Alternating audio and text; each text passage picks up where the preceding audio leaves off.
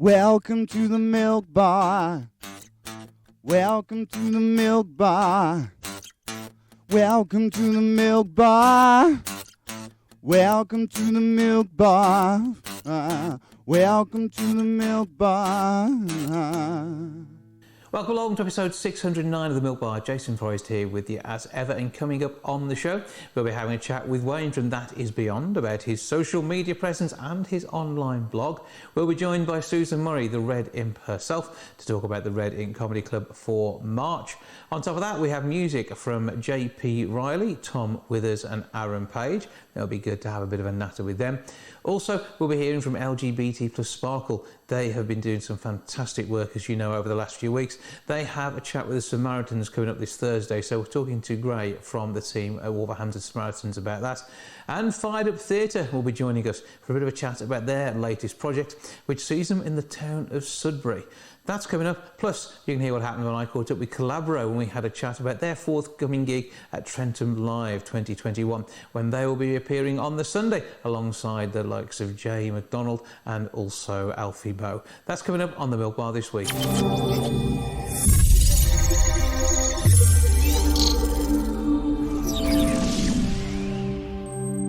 Fired Up Theatre are used to doing work in their native Staffordshire and West Midlands. However, they're about to head further afield. Simon Quinn joins us now to tell us more. Hello, sir. Good morning, sir. How are you? I'm very well. Is the world treating you well? Yeah, not too bad. We've all got to sort of just get on with it and blank everything else out if we can. So we're off to sunny Derbyshire now, so not too far away from Staffordshire and the West Midlands, but an interesting project coming up, or it's just started actually. So.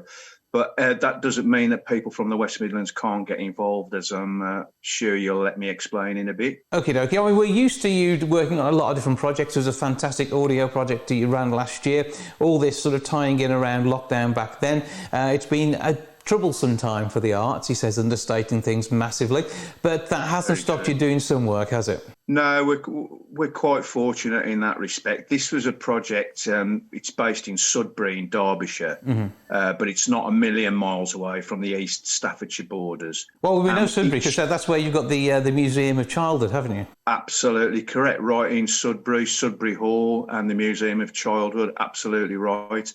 But what's not known, or what's from outside the area of Sudbury, is there's a decommissioned gasworks, a very, very minute gasworks. It was built in the 1800s, and its gas holder was removed in 1930. And through these lovely people of the Heritage Lottery Fund and the Sudbury Restoration Gasworks Trust, they're now looking at reinventing this gasworks as a hub for the community, including very, very sort of intensive arts projects, hopefully, and that's where we've managed to come in and assist, if you like. So we're looking for stories, memories from anybody who's visited Sudbury, maybe the Museum of Childhood, the hall itself, anybody who knows anything about the gasworks, because the idea is they want us, when times get hopefully back to normal, to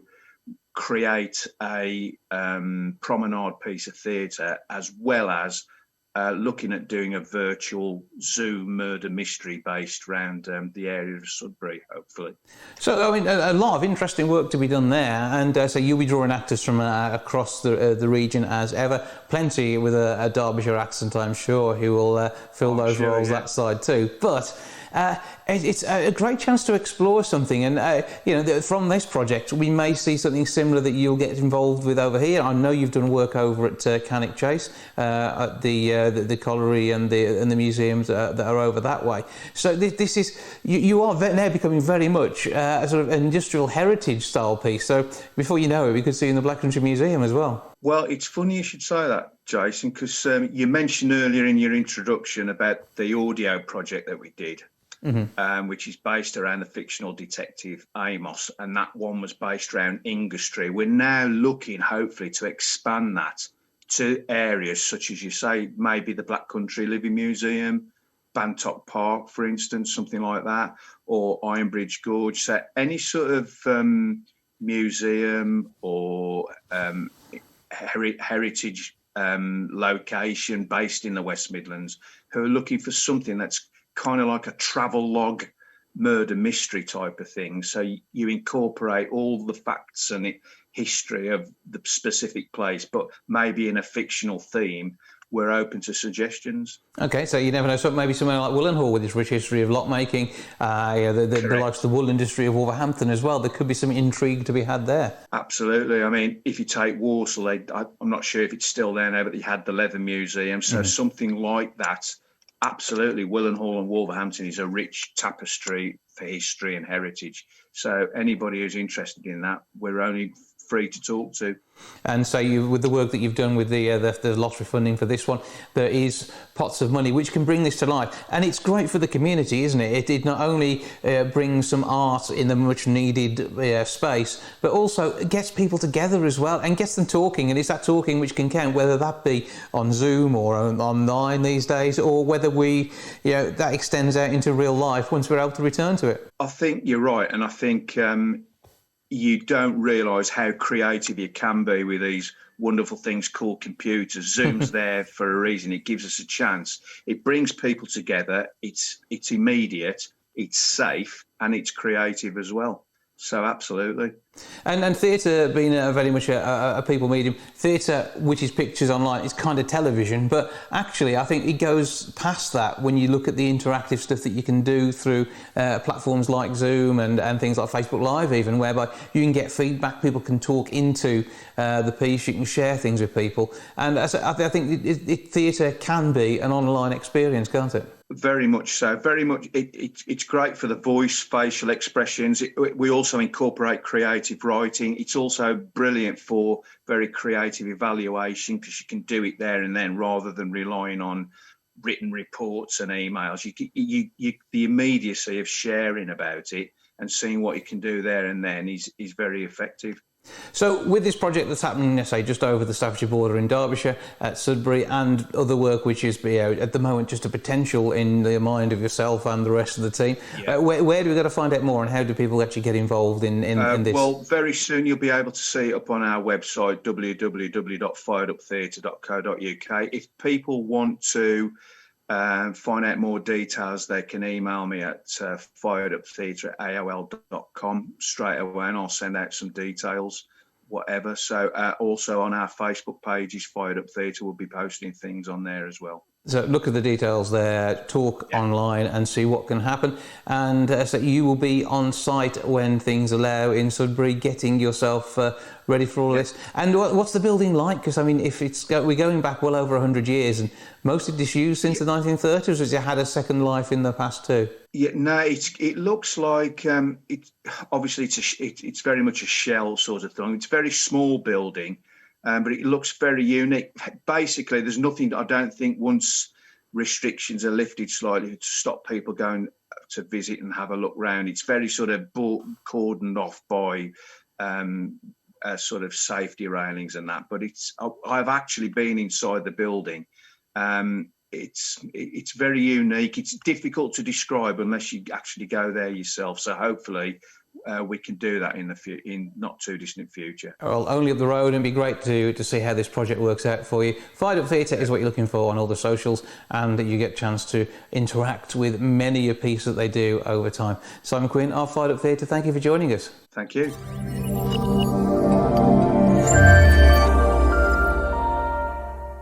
JP Riley has some fantastic new music out there very soon. He joins me now to tell me more about what's going on. Hello, sir. Hi, how you doing? I'm good, how are you? Yeah, I'm not too bad. So, Bridge North based and sharing some brilliant music. You've got a single on the way, I believe. Yes, I have, yeah. What are all the details on that one? Fill us in on info just with that to start off with. The single itself is called the 23rd of April.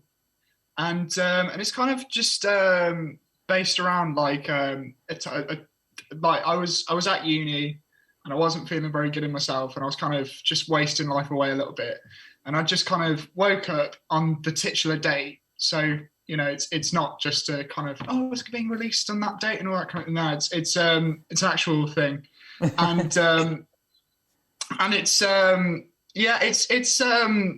just the moment that I kind of put my flag in the sand and was just like, you know what, I'm going to do something with these. really bad feelings that I was feeling at the time, like for myself and everything. So I just kind of put my flag in the background and said, I'm going to do something. And that's what came out of it, you know.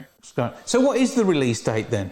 So the release date is the 12th of March. This is confusing. This is really weird. It's really weird, but it's not about the fact that it's called, you know, it's named after a date. It's more about the kind of the meaning of the song and all the different layers that kind of play a part in it. So yeah. Okay, so what can we expect? Because I mean, I've heard your music before when you've been involved in other projects, and you enjoy playing your guitar, don't you? Yeah. I mean, I like playing guitar a lot, but I kind of got more into.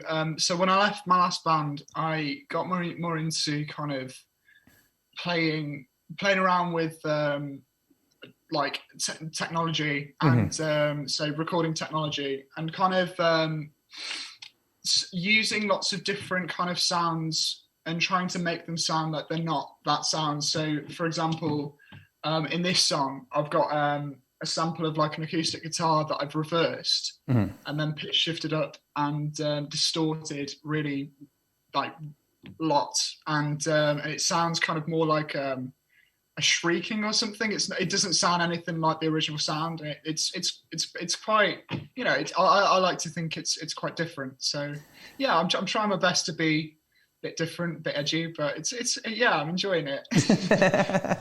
And with the work that you're doing on your own now, I mean, how does that work? Because obviously when people are in a band, mates have lots of ideas bouncing around, and that sometimes works, it sometimes doesn't, and that's why sometimes bands disappear and other times they, you know, get together and do even more. But even during the most prolific times, you know, the likes of Oasis, we know have had enough infighting, less infighting, but just as much creativity from you, I'm going to guess. Yes. Yeah, definitely. So what happens with your music? How are you approaching it? Obviously, 23rd of April, we know, was a day that made a difference. But how do you build on that? How do you see the rest of the calendar year? With me, I kind of so I'll either come up with a guitar line or or I'll find a cool sound that I want to put in, like an escalator or something that sounds like something else, and or I'll have some vocals and I'll kind of just shape the track around that one thing and just, you know, structure it up, putting like, okay, so this section I really want to beef it up and make it, you know, just a really colourful kind of soundscape of texture. Whereas other sections I'll be like, oh, well, that kind of section, I just want to bring it down and I just want to, so, you know, I just kind of vibe with the song a lot of the time. And so a lot of my lyrics kind of, especially with this one, I kind of just sing about how I'm feeling at that point, and I kind of, so it's almost like that every song that I've been writing recently is kind of more like a, you know, it's a staple in my life. So it's almost like I've done that and then I've moved on to that, and that was like, and you kind of just attach all these things that happen around that time to the songs. So some people have a diary or a journal, and although I may be saying like I'm going to make a bad pun on the fact you've got a date as a song title, but it is very much like your diary being filled in, and the music tells that story of your life for that period of time. Yes, yeah, without a doubt. It's just like attaching all these different experiences into one kind of, you know, artistic kind of expulsion of whatever, like creativity. Yeah, it's just that's. You know, it's it's a lot of that. So yeah. And have you had a chance to do any solo stuff between lockdowns over the last 12 months? Actual gigs? No. It's been really difficult. I kind of, so the first lockdown, that was when I recorded this song and a collection of other songs that are going to be coming out soon, and it's just, and then I had all my finishing uni and all that kind of thing. So, you know, that was a busy time. And then the last lockdown, I was just kind of, you know, working and trying to get everything ready for these releases. But I haven't managed to get any kind of live gigs in, especially, you know, the time doesn't really allow for it, and you never know what's going to happen. I've been trying so desperately to get out to venues and stuff, but it's just not working. Well, we're not too far away, hopefully, from that sort of stuff returning. Meanwhile, are you doing any online stuff, and where do people find what you're doing online? I'm on Instagram and Facebook and Twitter, and I've got a website and all that kind of thing. It's JP Riley Music UK. Spell Riley for us. R-I-L-E-Y. Even you can't spell it, which is what counts. So R-I-L-E-Y is the spelling on Riley. JP Riley is what you're looking for. Click on the website, enjoy the music, and get a feel for you and your life and what's going on in your head. And I think it's nice to share that, particularly with the guitar backing track and some fancy work done around that too. It should be good fun. Yeah, indeed. Well, JP, we're going to take a listen to the track now. Give it its full title as we head into it, please. I'll allow you to introduce it. So I am JP Riley, and this is the 23rd of April. JP, great speaking to you. Thanks for joining us. Perfect. Thank you very much, Jason. It's the third time, or the 1000th time. I can't remember. I feel deranged. There's a box around my head and I can't get out. I can't get out. I can't get out. It's the third time. Why does it matter? It makes no difference. Why can't I invigorate myself? Find a meaning. Why can't I? Why can't I? Why can't I? Why can't I?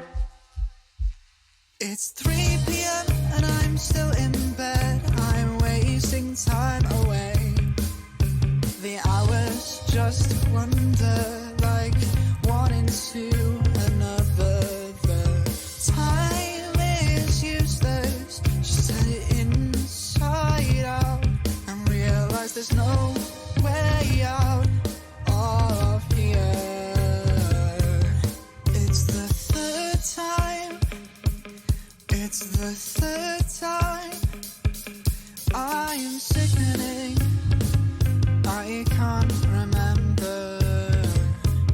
It's the third time. It's the third time. I'm sickening. I can't remember. No resistance is the persistence when you're living in a cell. It has no windows, it has no doors. Your soul won't be exhumed. I'm there to suffer. I'm there to rot. And you're a dirty little secret. You're the roaring in the sun. The tide's coming in. The tide's creeping closer. It's the third time. It's the third time. I'm sickening. I can't remember. It's the third time. It's the third time. I can't remember why I'm sickening.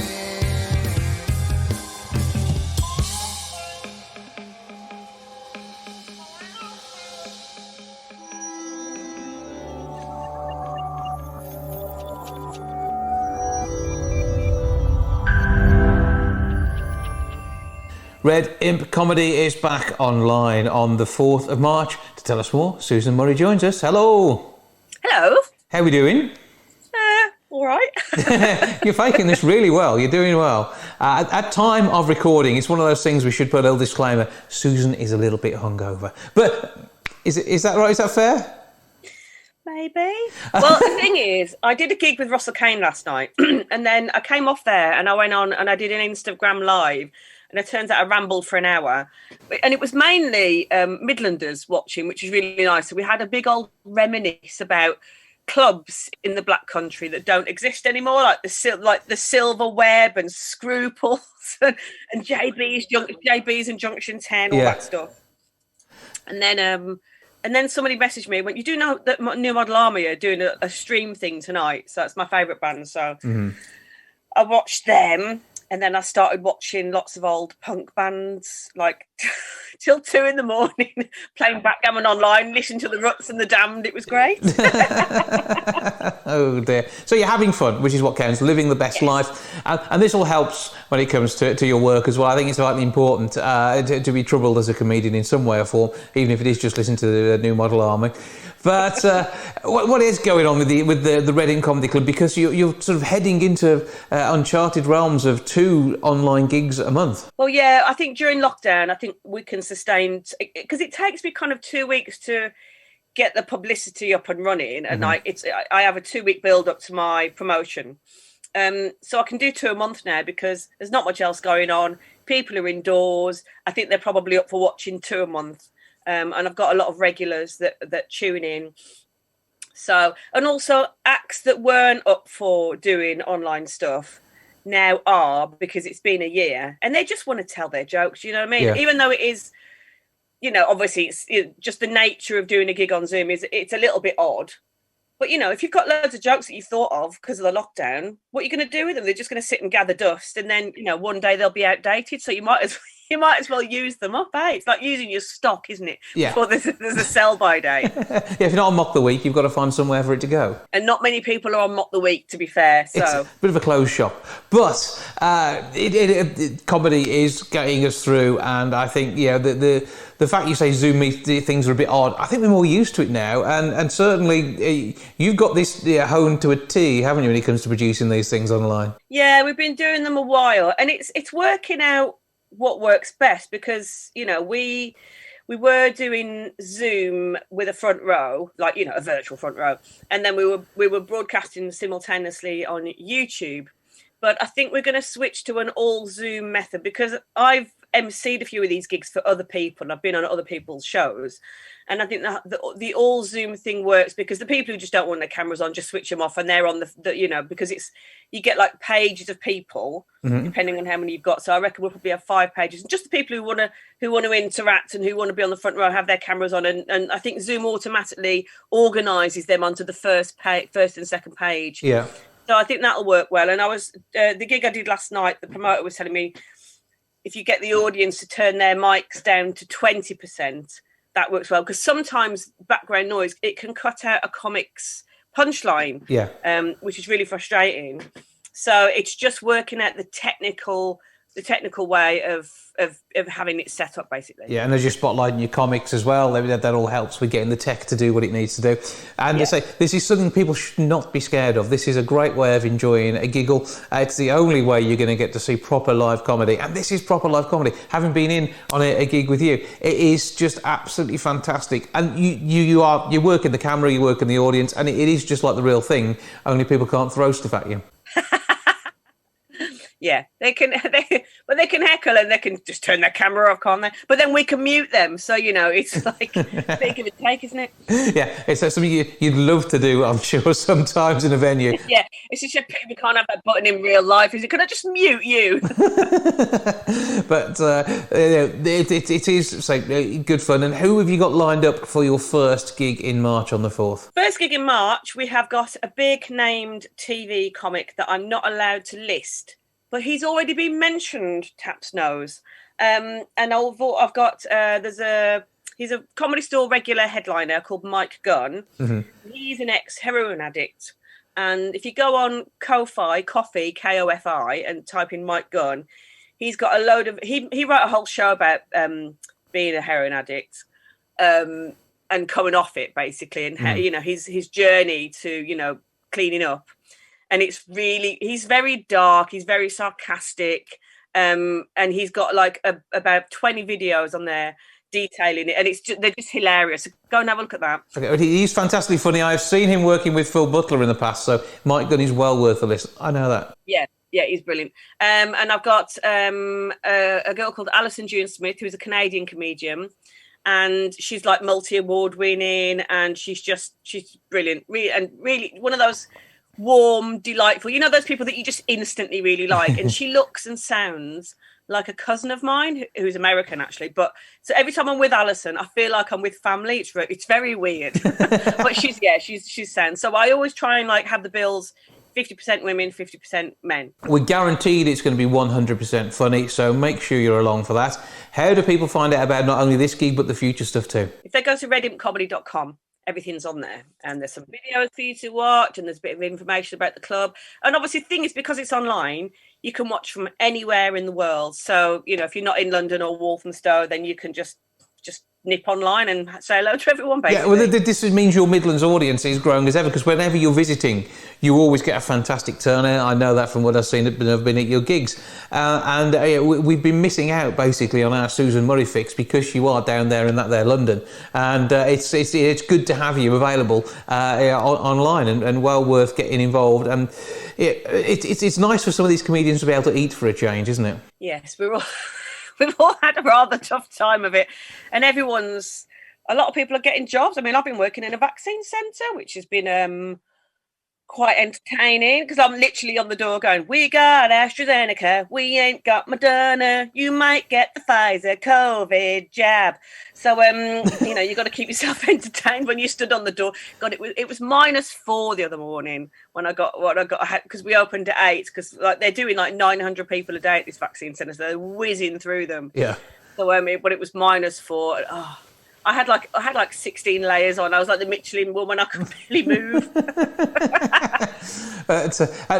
Hopefully you are, as you say, keeping them entertained in the queue as they come through.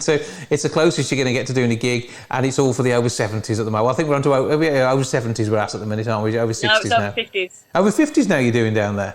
Yeah, and actually they've had to shut some of the days and close some of the hours because they're too far ahead. So they've had to slow the stem. Wow, that's impressive. But it is going well. Good to know you're part of that, as well as, of course, the comedy scene too. And I'm sure there's going to be plenty of material once you're allowed to not name names, but talk about it a bit more as time goes on. Meanwhile, for that, Susan, give us all those details again on how we find the Red Imp Comedy gig for the 4th of March.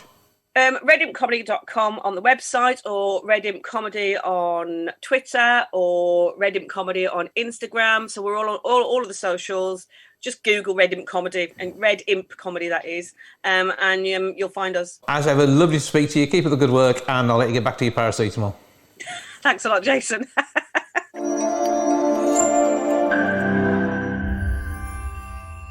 Arran Page has released a brand new single. It is out there in the wild, and he joins me now to tell me more about it. Hello, sir. Greetings. Are you all right? I'm pretty good. How are you? I'm okay, thank you. Keeping out of trouble, which is what counts. And waiting for new music for you, which we've been having to sit around and wait for a little while, haven't you? I mean, and we haven't had a chance to see you busk out in real life as normal either. Yes, it's been a bit of a strange year, hasn't it? It's been a while since I've performed or busked.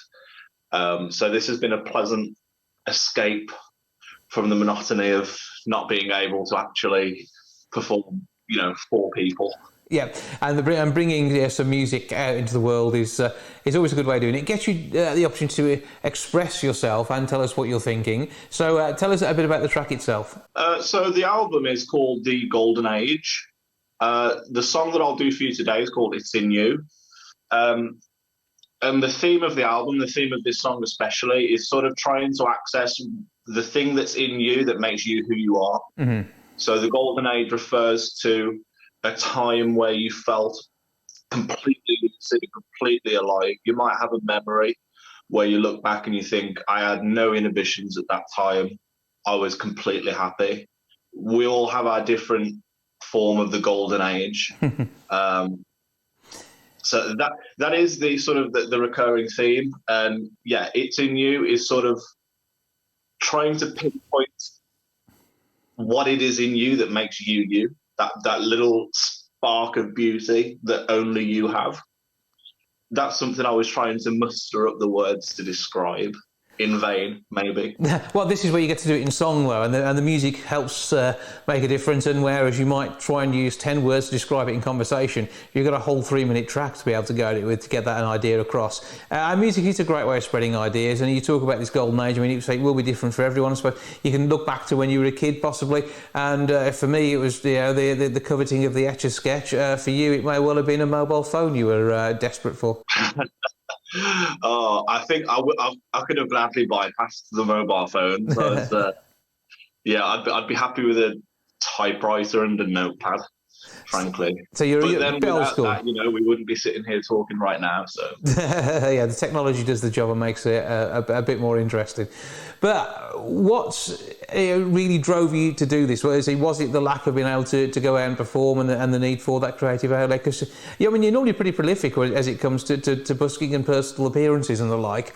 Whereas you gig, but you also do the busking thing too. And I think you probably get a different sort of experience when you do both of those. Yes, and I think as a songwriter, what we tend to do is when we're writing, we do draw in from how we feel, but we also write because of our experiences. It plays a big part in your writing process. So someone who doesn't live, someone who has a boring life will probably be a pretty bad songwriter. They don't have much source material. And yes, I think with this lockdown and with the situation, it's made writing a little bit different in the sense that it's all based on how I feel. It's all based on ideas as opposed to this is a song about when I kissed someone or this is a song about a burger that I ate. It's a slightly different ball game right now in the sense that it's all just make believe, but that's fine. I like that. Yeah, but a chance to be creative from every angle and share a story that way. And so, it is telling a tale, something that may not be legitimate experiences, but sort of drawn out of things that you've done. And when you're busking, you do see it all, don't you, out on the streets? Yeah, it's a beautiful experience, and I wish that I could get across what it's like to busk, because you have instead of a passive, static audience where they're sat in one place listening, having hundreds, sometimes thousands of people walk past you every day, you're constantly changing what you're doing. You constantly get different feelings and emotions from the music. It's a very unique experience, busking. It's very, very fulfilling. And the little things count. If you see a couple start to hold hands as they're walking past to some soppy love song, or if you see a child just start to dance, those are the little things that make it all seem pretty worthwhile in the end. And no doubt become the subject of a song somewhere along the line in some way or form too. So they get to be immortalised at the same time as having listened to some lovely tunes as they come past. And did you busk with much of your own material as well? Do you throw a few in? Yeah, I try to mix it up. I will of course do a lot of covers and a lot of versions of other people's songs, but I definitely try to change it up. And I think in areas where I've busked more, people become more aware of the fact that I am a songwriter, that I have my own songs that I want to play, and people love it. I'm happy to say that from busking, a lot of people have become involved with my music. With the EP launch yesterday, so many people were messaging me with this wonderful wave of support. And I owe a big chunk of that to busking, to be honest. We're going to take a listen to one of the tracks from that EP now, as you say. So give us the full introduction again, and you grab the guitar and bring us some music. Yes, I need to grab the guitar. It's just in front of me. So this is called It's In You, and it's a song about what it is that's in you that makes you you, or us, what it is that makes the world tick. So let's find out what makes Arran as he performs for us a song from his brand new EP. We'll get the details on where you can find that online in a moment or two's time. But first of all, Arran, take it away.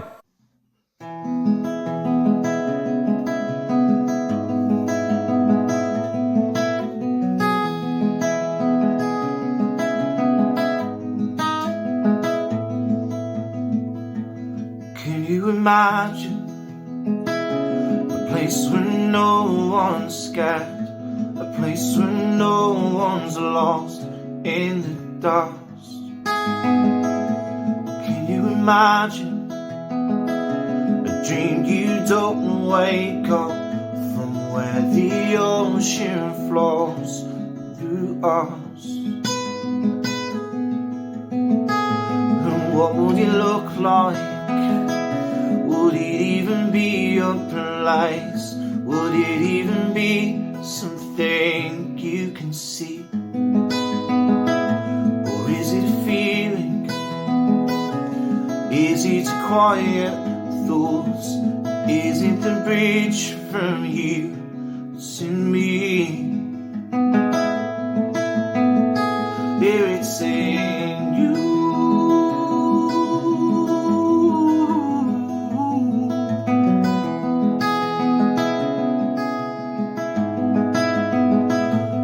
It's in you.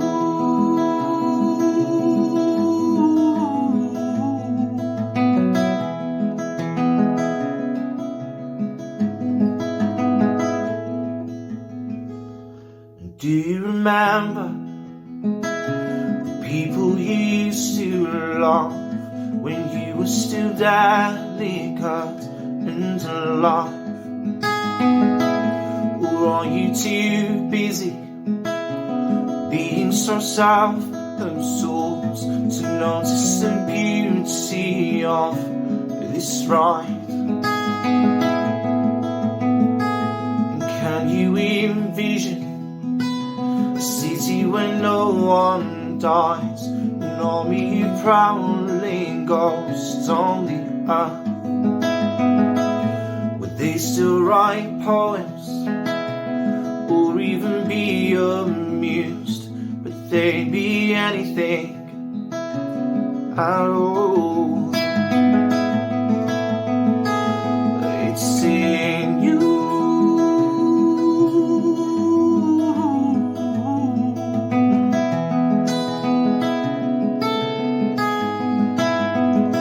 Yeah, it's in you.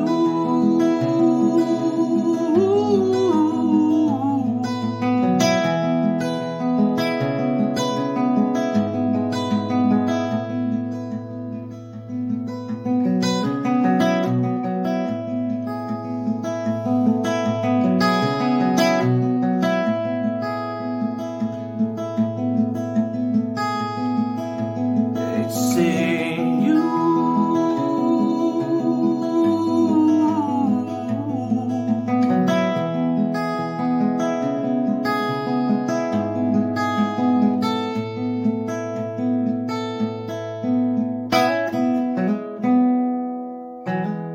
Arran, thank you for that fantastic sounding song. A whole EP of them is available. Tell us all the details on where we can get that. It is available on all major platforms, so you can get it from Apple Music, iTunes, Spotify, absolutely anywhere you can buy music. You'll find this. Just type in Arran Page and the Golden Age. You'll find me. And the fact that it rhymes was intentional. I had no idea. There you go. Arran Page and the Golden Age. Something to look out for. Totally unintentional. Well, nice to see that moment of dawning, which is cool. But, I'm glad you noticed. Give us the spellings on Arran and Page for us. So it's A-R-R-A-N and Page like a book, P-A-G-E. Yeah, and I had enough trouble sending you an invite to this chat because autocorrect kept changing everything. So do not be too alarmed if autocorrect needs a bit of a kick in. It wanted me to be Sharon.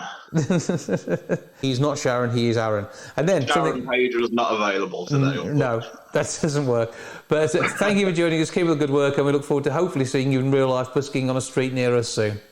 Fingers crossed. Thank you very much. I hope so.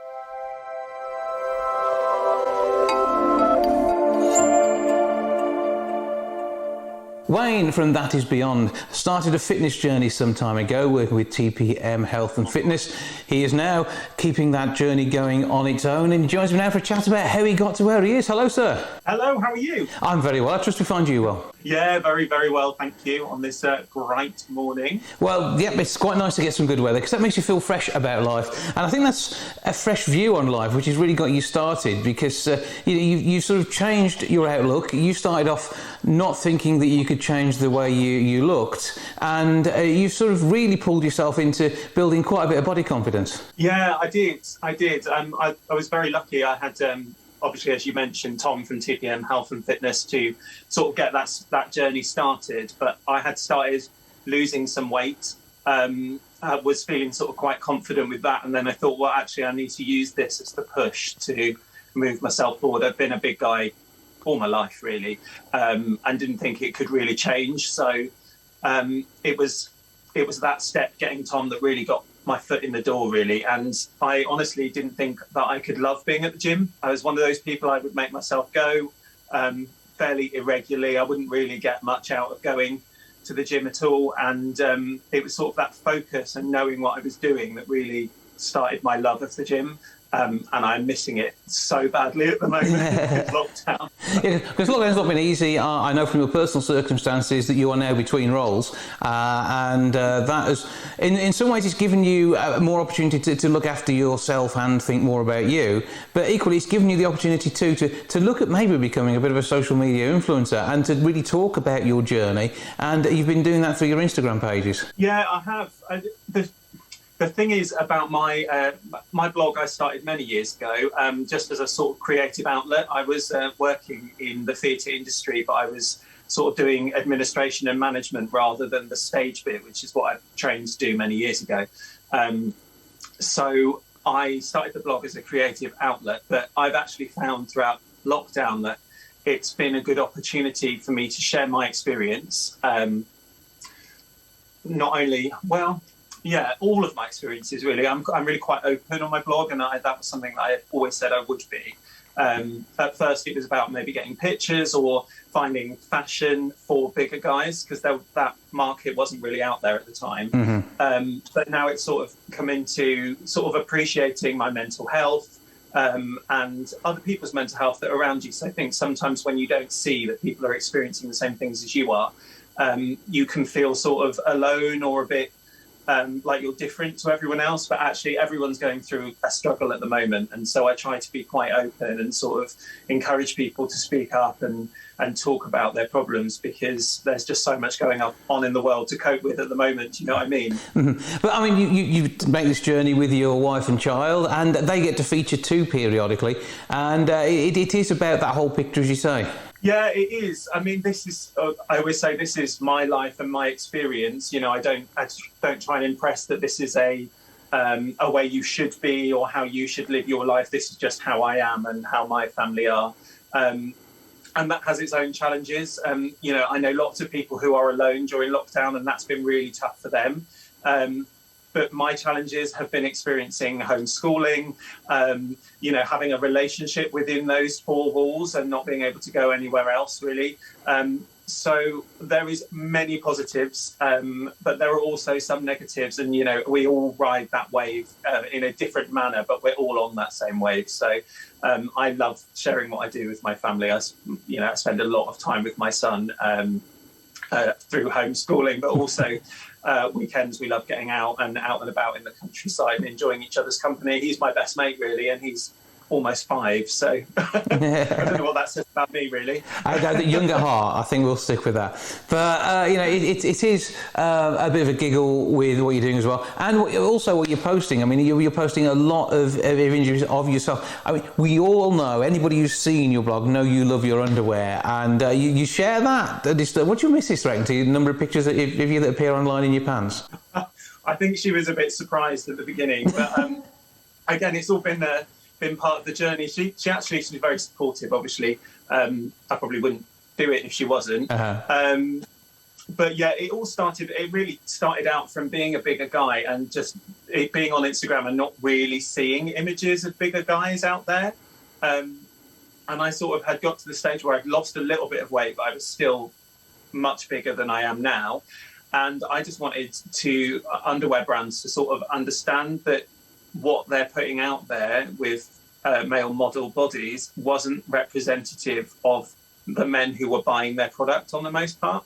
And so it sort of started out as my little revolution a bit. And it sort of worked a little bit. And not only but I've seen other guys featured with underwear brands and working with brands who aren't model size anymore.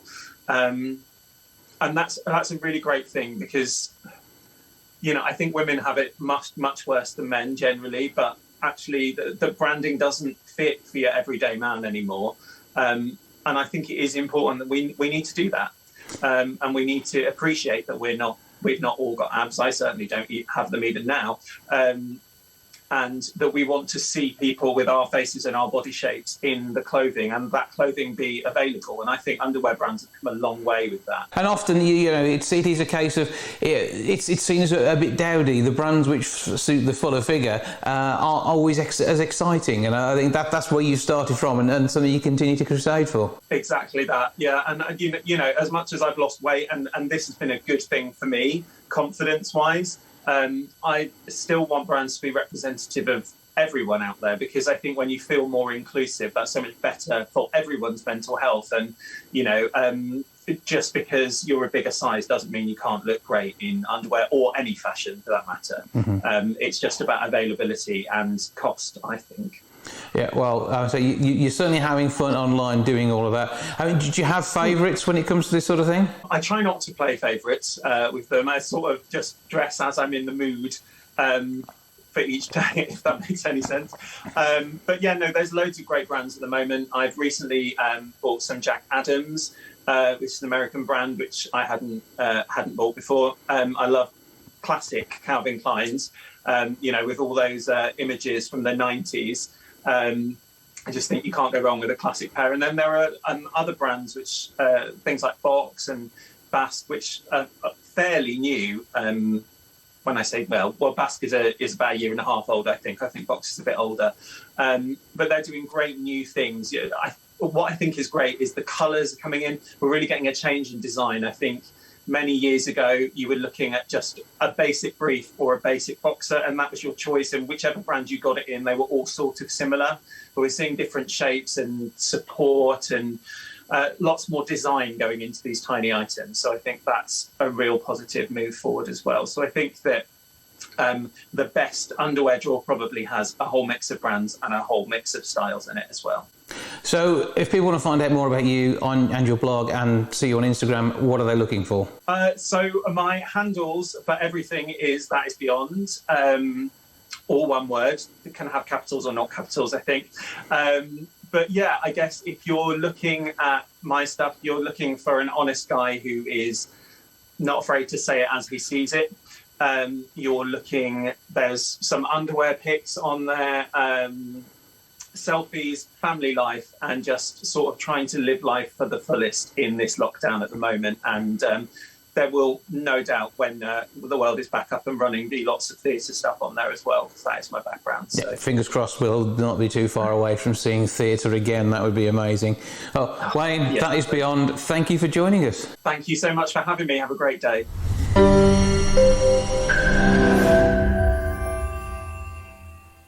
Tom Withers has been working on some music. He joins me now to share some of it with us. Hello, sir.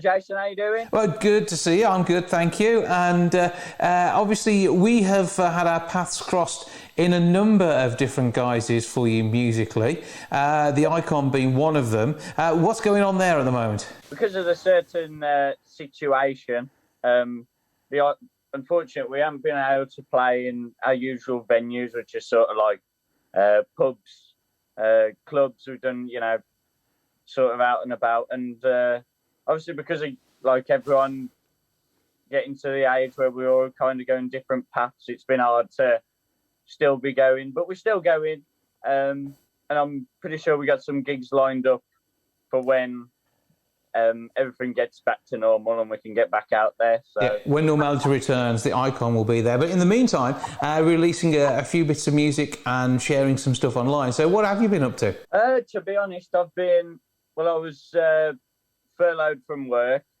so then I was left sort of doing nothing, which basically why I sort of decided I need to start writing again. And because I kind of went for a stage of just doing nothing really, no working, no music, just sort of chilling out. And then I thought, well, it'd be good to actually start writing again. And I thought, why not take advantage of the time while I got it, really? Yeah. Absolutely, and your lack of stuff to do is to our gain, because the music is sounding good and people are enjoying that. You're getting some good feedback, and I know you've been sharing a few bits and pieces online, haven't you? Yeah, bits on Instagram, bits and pieces, sort of covers.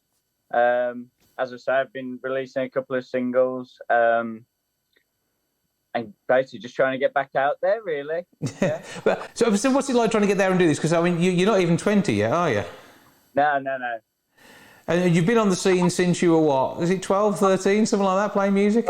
Years and years ago, yeah, definitely. I remember introducing you at a gig, what has got to be at least 8 years ago. Yeah, I think you must be somewhere in the ballpark there, definitely. It's frightening how long you've been doing this stuff, and I suppose this is the reason you get to be as good as you are, because you've been doing it for so long, even though you are not even 20 yet.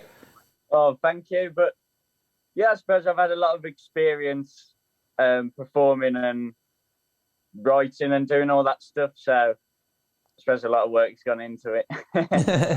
And what sort of prompted you to do this sort of stuff in the first place? Because with the rest of the gang, I know you've got a group of mates who enjoy the music, but I mean, you've done Amdram stuff as well, so what all sort of made all this happen? Yeah, I did a bit of acting. That was like the start of it, really. I did that when I was like 7.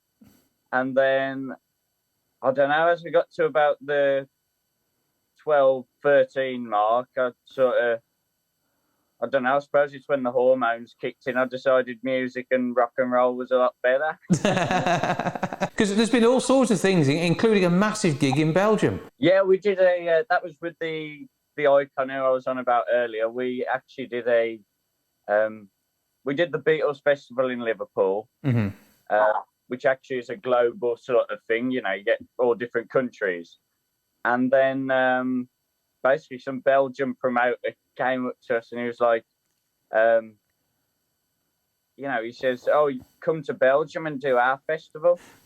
And obviously we sort of laughed it off, and we almost sort of joking with him. We said, "Yeah, well, you pay for the flights, all that sort of thing." And he actually says, "Yeah, I'll pay for, we'll ship you over there."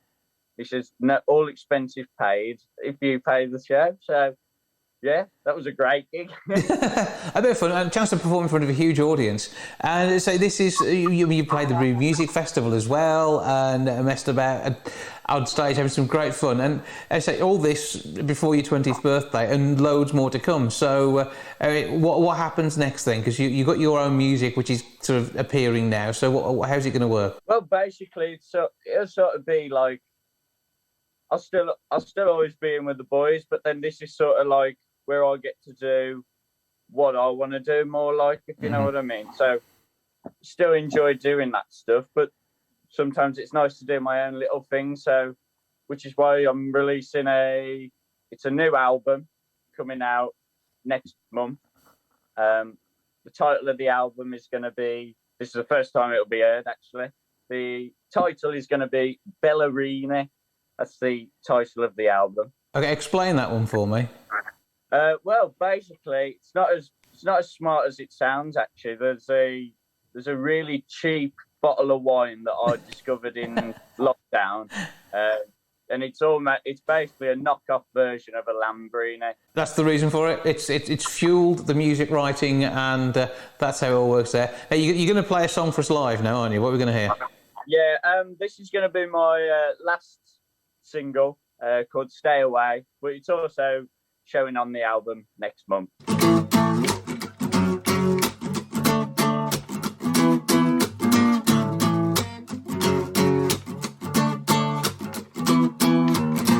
I get embarrassed to say I miss you, because I know you don't miss me too. What am I supposed to do when all you wanna do is stay away?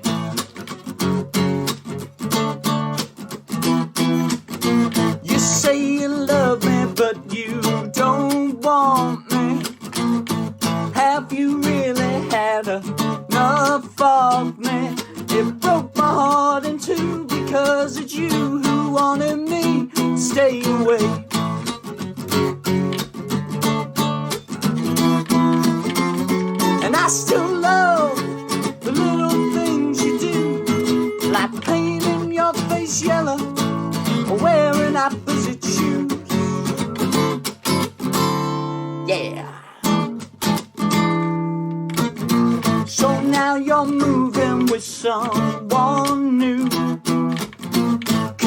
to me, he won't care about you.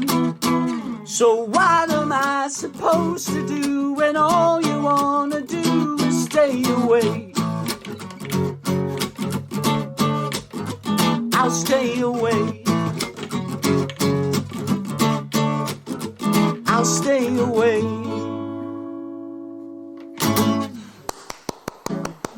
Thank you very much, Tom. Excellent work. We look forward to the whole album on its way in March. And give us all your details of your socials and how else we find you online. So it's Tom Withers with 3 S's on Instagram. Mm-hmm. So Tom Withers SSS. On Facebook, you can get me at just Tom Withers. Spotify, Tom Withers again. Yeah. And that's pretty much all the social media I use. Okay, fantastic. Find you there. Also, as you say, Spotify is a place for the music. You'll be able to get the whole album on there and add it to a playlist or two, and make sure you enjoy the fruits of your labours and your sensibly consumed alcohol consumption. That's it, yeah. Because we would only want you to be drinking responsibly. Tom, always good to catch up with you. Looking forward to hopefully seeing you at a gig in the not too distant future. But have a good time and keep the music coming. Thank you. Cheers, Jason.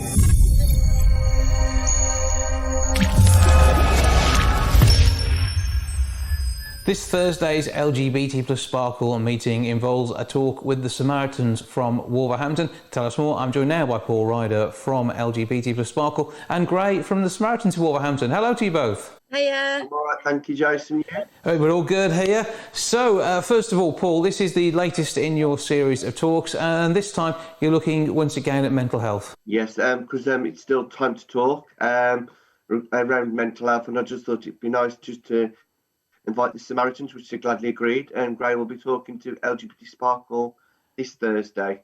So, Gray, tell us a bit about your role in the Samaritans in Wolverhampton.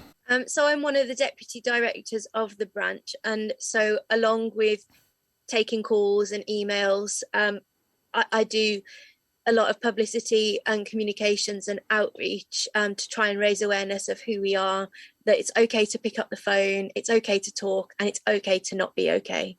Yeah, and I think that's the only important part of that message. You should never be afraid to talk to somebody about your situation, and the Samaritans allows you to do that anonymously in a way that you know you're not going to be judged, and they can also signpost you to other help should you need it. Yeah, absolutely. So if we're in a call with you and it becomes aware to us that we think that you may benefit from speaking to another organisation that we kind of have a signposting list with, then we will signpost you to get additional support. But that doesn't mean you're not able to continue to talk with us. We absolutely want to be there for you and to listen. It's just that we're also able to provide that extra support by saying you might benefit from speaking to them. What do you think about that? Mm-hmm. And go down it that way. Yeah, so providing options that may not have been obvious previously, and really it's just that chance to have an ear to listen, and so without judgment, without anybody having to say, well, you're doing right or wrong in your situation. It's really to listen, to talk through, so somebody can explore how they feel about how they feel. Absolutely, and it's really important to know that not just a select few people have mental health. Everybody has mental health. It's a spectrum, and we all fluctuate on that spectrum. And so it's okay if you're feeling down or you're not feeling yourself. It's okay to pick up the phone and phone a friend, a family member, or the Samaritans. If you feel like there's nobody there for you, you're not on your own because you have the Samaritans. So you're able to give us a call. It's free, and it doesn't even show up on phone bills. You don't have to have credit on your phone to phone us. It's absolutely there for you for whatever. You don't have to be suicidal. We just want to be there for you for whatever you're going. You can be anywhere on the scale that you need to talk to somebody, and there is somebody available there on the end of the phone. Having local branches as well, I think that really helps people get to understand that the person on the phone line may well understand your background and your social circumstances and who you are from being round here. And I think that is sort of a reassuring thing about the Samaritans as well. Yeah, I mean, when you come through to the Samaritans, we can't say exactly what branch you will come through to, but there are those occasional moments where you do get through to your local branch and you're glad because all of a sudden you know somebody that understands your geographical location, and you can kind of say, oh, I'm struggling because X, Y, and Z. But that doesn't mean to say that whoever you go through to, if it's not from your local branch, they won't support you any more or any less. Like we all of our branches work together, and we've got quite a lot of branches throughout the whole of the UK, 201 branches. So you could end up speaking to somebody else and be as supported as if you came through to us. Obviously we're biased, we're Wolverhampton Samaritans. We like to think we are the best, but really, you know, we're no more and we're no less. We're all the same, and we will support you absolutely 110% as best as we can. And the Samaritans are doing such good work. And is it just on the phone these days, or can you get in touch in other ways too? So we do have more ways to get in touch. Obviously we have the phone, which our phone number is 116123. You can email us. So if for example you're hard of hearing, or you just don't like talking on the phone, you can email us at joe@samaritans.org. If you are somebody who prefers to write letters, that we have an address that you can write letters to, and we are currently updating some of our service, and there will be new features coming soon and different ways to contact us as well. So that's one to keep eyes peeled for. But all to help people to have an ear to talk to, an email address to write to, and to get non-judgmental conversation. As they say, you may be able to offer advice on where else you can go to, but you are talking to a layperson, you're talking to someone like you, which is, I think, what is important. We're human beings on the phone supporting human beings, and it's really nice to just be a human that can give people like time, undivided attention, empathy, and, you know, we're not robots. We have lots of training that we go through before we get to answer the phones. So we are trained to listen and be there for you. But the fact that we're a human, I think it's we all long for a human connection, and during that call or the email or letter, you're having that human connection, and, you know, we're supporting you to make the decisions that you want to make. And I assume, because it's been a terrible situation for everybody, that lockdown has meant there's been more pressure on your work and more people needing to talk and probably change the sort of things they've spoken about. Yes and no. As Samaritans, we always are busy. We always have our phone lines ringing, and that hasn't changed throughout the last year or so.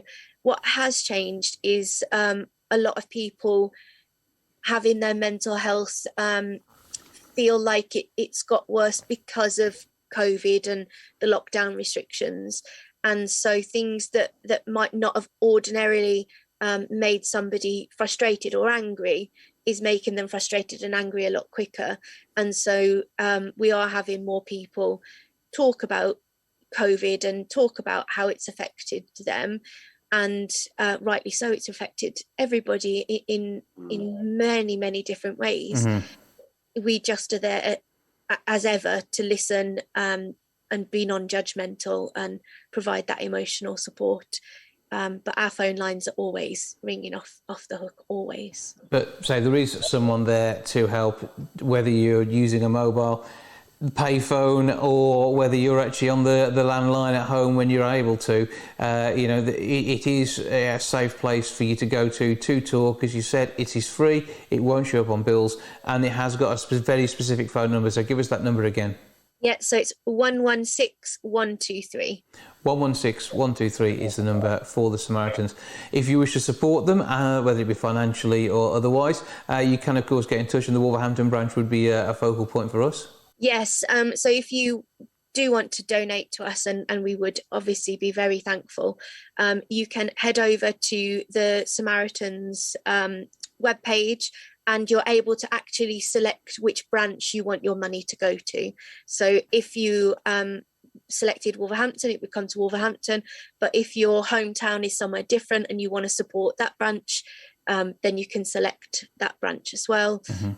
You can choose whichever one, or you can choose just to donate generally to the charity as a whole. Yeah, and doing some fantastic work. And during your talk on Thursday, you'll be able to explain a bit more to people about how the calls route through and what actually happens, and give them an insight into the way in which people can help once more. And so being able to talk about that in a group forum with people this week will spread that word, and it's making sure that word is out there that's important. Yes, absolutely. And a lot of people don't actually know what the Samaritans are or what we do, and they think that we're like a religiously affiliated charity, which we're not. We're just people here who want to listen, and we were founded by Dr. Chad Vara, who was a man willing to listen with a phone, and it literally started with one man and a phone, and now we've got 201 branches, so we are a 24/7 service, open 365 days a year,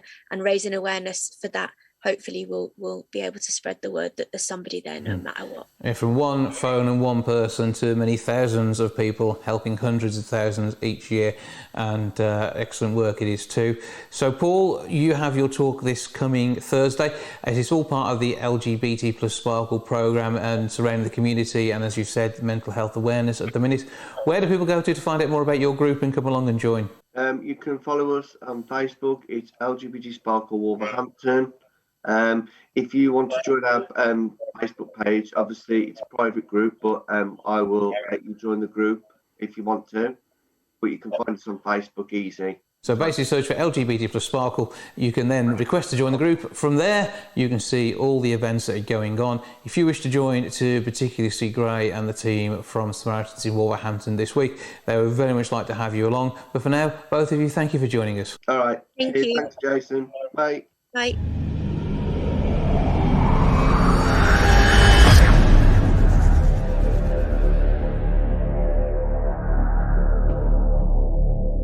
With Trentham Live taking place from the 3rd through to the 5th of September, and the wonderful events of the Sunday, which features Collabro, it is going to be an amazing outdoor music festival. To tell me more, I'm joined now by Tom and Jamie from Collabro. Hello, boys. Hello. Jamie, tell us a bit about the joy that you guys have got appearing on this bill, because it's quite a lineup, isn't it? And yourselves being one of the big draws here. Yeah, we're really looking forward to it. I mean, it's been quite a year, to be honest with you. So we're really looking forward to getting back in front of people again, and to be doing so with such lovely fellow peers is really nice. We've actually worked with Alfie and Jai before, so that's going to be a really nice little reunion, and we're looking forward to get back on stage. We've been quite lucky to do one or two concerts together that have been streamed.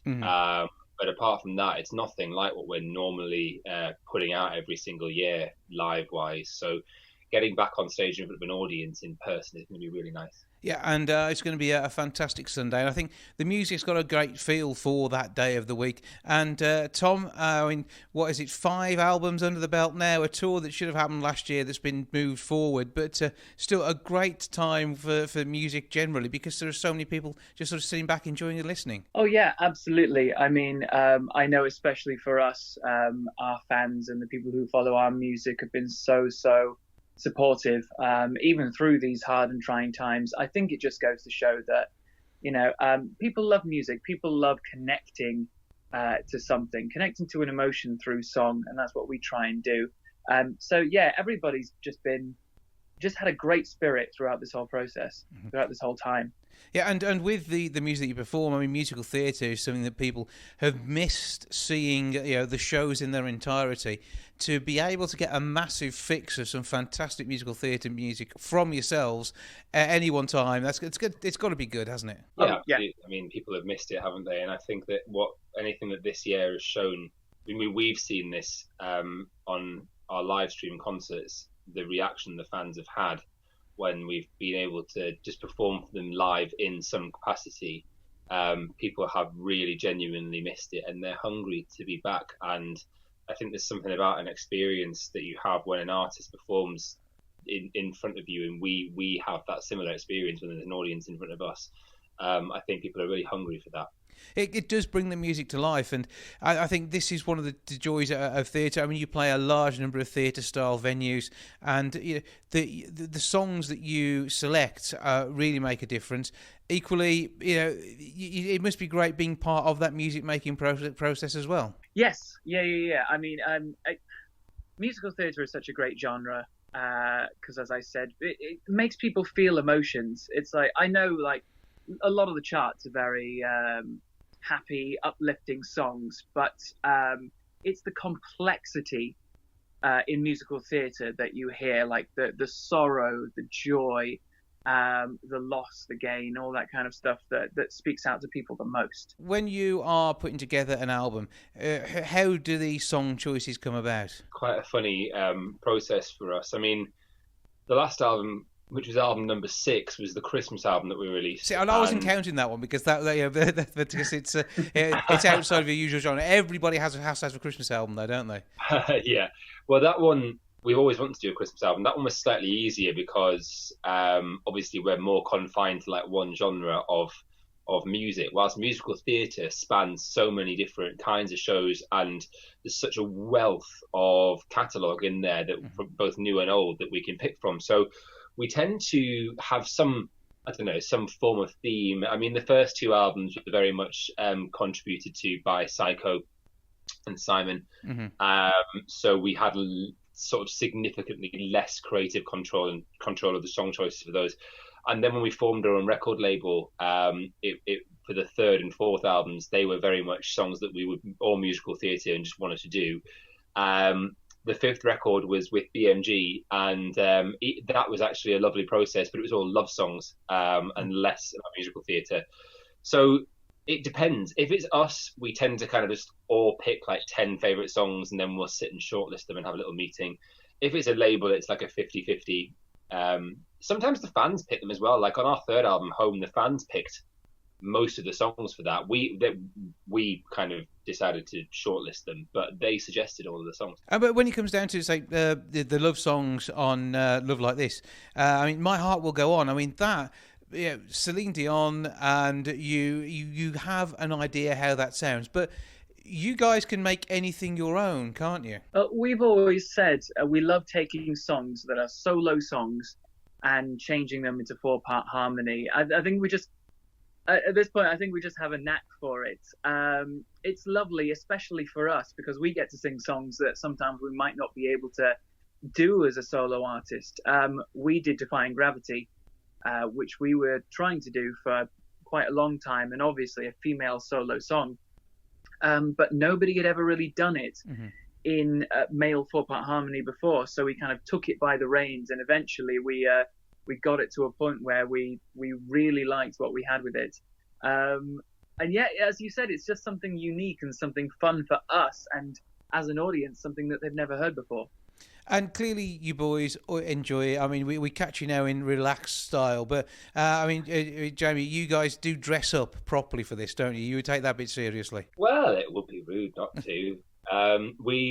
We've sort of been very much known. When we were first on the show, obviously, we went out and it was surprising to everyone because we were in completely casual dress, which was not really something that we'd intended to do. We were just, normal guys. But I think, well, normal is an operative word. But I think we, since then, obviously, just when we won the show and we had the first album, if you look at the first album cover, we're not in suits, we're in casual stuff. And I think we just felt like we wanted to just kind of smarten it up a bit, and it was entirely a decision on our behalf, and we just felt quite strongly about it. And then ever since then, this kind of suit idea has sort of stuck. But I think we often do dream of doing a tour, not having 3 or 4 suits on, and maybe doing something slightly more casual. So we're looking forward to the Collabro, the pajama years. Yeah, that'd be lovely. We'd love that. We'll all come out in ball gowns, just like swishing them about. All of these sound like brilliant ideas. Maybe you want to try some of this out at Trentham Live, just as a bit of a treat. Maybe not, actually. Give the fans what they are used to and they're expecting, because it's going to be an amazing, fantastic night of music, as you say, with Jai and Alfie Bow, as well as you guys on the bill. It's going to be truly awesome. A fantastic full weekend. Tickets via Ticketmaster. Just search for Trentham Live, and you could be there having a brilliant time in September 2021, when the music will be back. And if anybody can bring it back in its full hit of sound, it is you lads in Collabro. Tom, Jamie, thank you both for joining me. Pleasure. Thank you so much.